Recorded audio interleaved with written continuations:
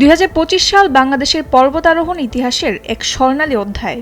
এবছর এভারেস্ট সহ বিশ্বের সর্বোচ্চ 3টি শৃঙ্গে উড়েছে লাল সবুজের পতাকা। ক্যালেন্ডারের পাতায় দিনটি ছিল 7 এপ্রিল। অন্নপূর্ণা 1 উচ্চতায় বিশ্বে 10ম হলেও মৃত্যু ঝুঁকিতে অন্যতম ভয়ঙ্কর। সেই দুর্গম চূড়ায় প্রথম বাংলাদেশি হিসেবে পা রেখে ইতিহাস গড়েন ডক্টর বাবর আলী। এখানেই শেষ নয়, একই অভিযানে তিনি জয় করেন এভারেস্ট এবং লোৎসে। তবে ইকরামুল হাসানের C2 সামিট গল্পটা ছিল একটু ভিন্ন। কক্সবাজারের ইনানী সমুদ্র সৈকত থেকে শুরু করে দীর্ঘ 84 দিন এবং 1400 কিলোমিটার পথ পায়ে হেঁটে 19 মে তিনি পৌঁছান এভারেস্টের চূড়ায়। সমুদ্রের তীর থেকে শুরু করে পাহাড়ের চূড়া পর্যন্ত এই যাত্রা ইকরামুলের হার না মানা মানসিকতার এক দারুণ জয়। সেপ্টেম্বর মাস জুড়ে মানাসলি পর্বতে দেখা গেছে বাংলাদেশের পতাকা।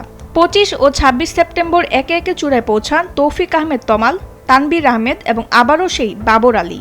তবে এবার বাবর আলী গড়লেন নতুন মাইল ফলক। কোনো কৃত্রিম অক্সিজেন ছাড়াই জয় করলেন 8163 মিটার উঁচু এই দানবীয় পর্বত। পিছিয়ে ছিলেন না নারীরাও। স্তন ক্যান্সার সচেতনতায় হিমলং হিমাল জয় করেন নুরুন্নাহার নিম্নি। নিশাত মজুমদারের নেতৃত্বে 15 ডিসেম্বর 3 নারী জয় করেন 6059 মিটার উঁচু চুলু ফার ইস্ট। অন্যদিকে 7 সামিট অভিযানে আফ্রিকার কিলিমানজারো স্পর্শ করেন প্রবল বর্মন ও চিন্ময় সাহা। আমাদাবলাম থেকে শুরু করে মেরাপিক, হিমালয়ের বিভিন্ন পাহাড়ে বছর জুড়েই ছিল বাংলাদেশি পর্বতারোহীদের আনাগোনা। 4 নভেম্বর আহসানুজ্জামান তৌকির জয় করেন 6812 মিটার উচ্চতার আমাদাবলাম। এরপর 20 নভেম্বর 6476 মিটার উঁচু মেরাপিকে পৌঁছান ইমতিয়াজ ইলাহি ও শাহনাজ আক্তার।